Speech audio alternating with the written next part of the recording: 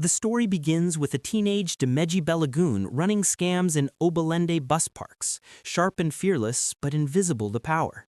When a street fight ends with him saving a gang enforcer's life, he earns his first look from the underworld.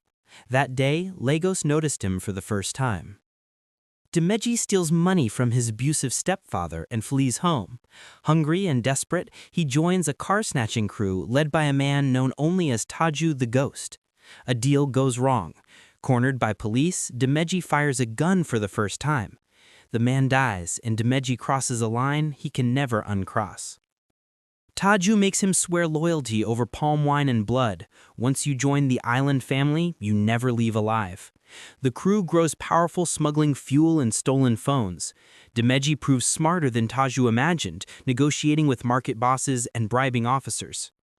At a nightclub, Dimeji meets Amina, a nurse who believes he's a delivery boy. She becomes the only piece of innocence in his world of dirt. A midnight raid kills half the crew.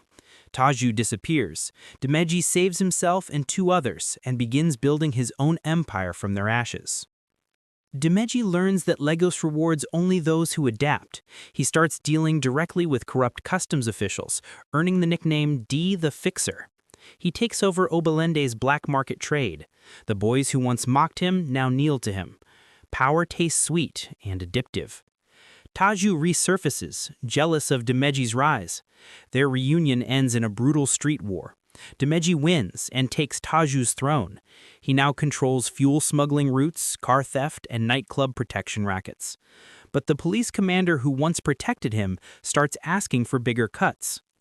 Dimeji learns that in Lagos, loyalty costs money or lives. He bribes, threatens, and seduces his way out of a police investigation. Amina discovers his true life after witnessing him kill a traitor. She leaves him, shattering his only link to peace. During the AO festival, rival gangs strike. Dimeji survives an ambush and retaliates with fire, burning his enemies' warehouses to ash. With rivals dead and police on payroll, Dimeji crowns himself King D. The streets chant his name, but every crown comes with a curse. The island had its king, but Lagos never keeps kings for long. Dimeji expands into real estate and politics, laundering millions through construction firms. His enemies hide in suits now. A corrupt politician, Commissioner Adigan, offers him protection for a share of his profits. Dimeji accepts, not knowing it's a trap. Lavish parties, imported champagne, and gold-plated cars. But inside, King D begins to lose control of his men and himself. A blind preacher warns him that the crown you wear is bought in blood, and blood will collect. Dimeji laughs, but the words stay. A rival gang kidnaps Dimeji's younger sister. He rescues her, but the bloodbath sparks a media storm that puts the police on his trail. He hires a political fixer known as the Cleaner to erase evidence. The fixer demands something Dimeji never expected, to assassinate the commissioner. The hit succeeds. The commissioner dies, but a video of the murder leaks online. Lagos erupts in chaos. Raids, arrests, betrayal. Dimeji's loyal men begin vanishing. Someone inside his circle is feeding the police. He discovers the traitor, his cousin, Malik, the boy he once raised from the streets. Dimeji spares Malik, exiling him, but Malik swears he'll return to take everything back. Years later, Amina reappears, now working with an NGO exposing money laundering. Her presence stirs guilt and desire in Dimeji. To stabilize his empire, Dimeji allies with a northern arms dealer, Musa Kaita, but Kaita has his own ambitions. Dimeji is invited to a political fundraiser, rubbing shoulders with senators. He realizes crime and politics are two sides of the same Lagos coin. A video surfaces of Taju, alive, warning that Dimeji's empire was built on a lie, that his rise was planned by higher powers. Dimeji grows paranoid. He starts killing those who question him, losing the trust of his lieutenants. He discovers a secret consortium of businessmen funding his rise to control elections. They now want payback. To protect himself, Dimeji leaks false intel to the press, but it backfires, leading to the death of his most loyal friend. Internal war tears his crew apart. Musa Kaita moves to take over his routes. Amina confronts him, urging him to leave Lagos. Dimeji refuses. The island is all I have. Police storm his mansion, gunfire lights up the night. King D escapes into the water, leaving behind a burning empire. Dimeji hides in Makoko, Lagos's floating slum. The once feared king becomes a nameless fugitive. He grows a beard, works as a fisherman, and learns humility among the poor, the same kind of people he once ruled. Malik resurfaces on TV, declaring himself the new king of Lagos Island.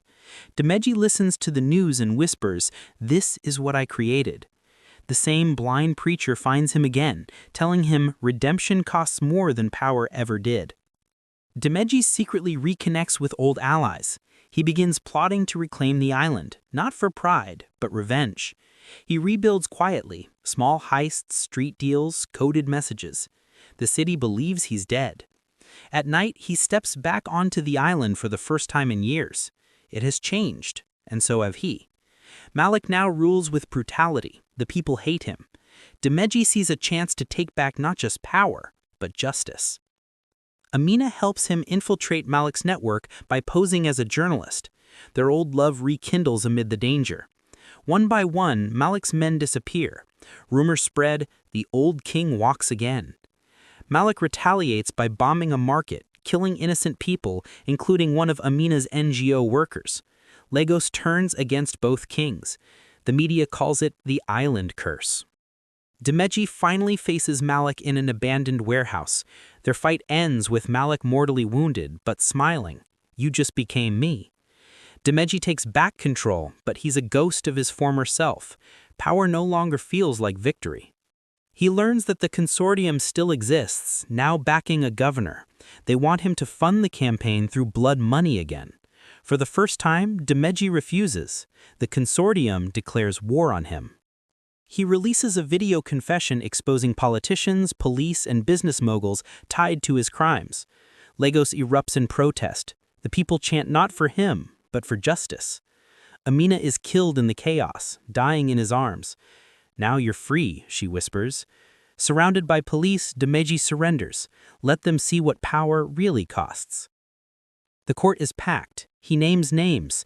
The city watches, divided between admiration and hate. He's sentenced to life imprisonment, but the crowd outside chants his name, part villain, part folk hero. In prison, Dimeji writes letters warning young hustlers not to chase his path. Every crown draws blood. Years later, a new gang rises, whispering about the ghost who once ruled Lagos Island. In Lagos, kings never die. They just change faces.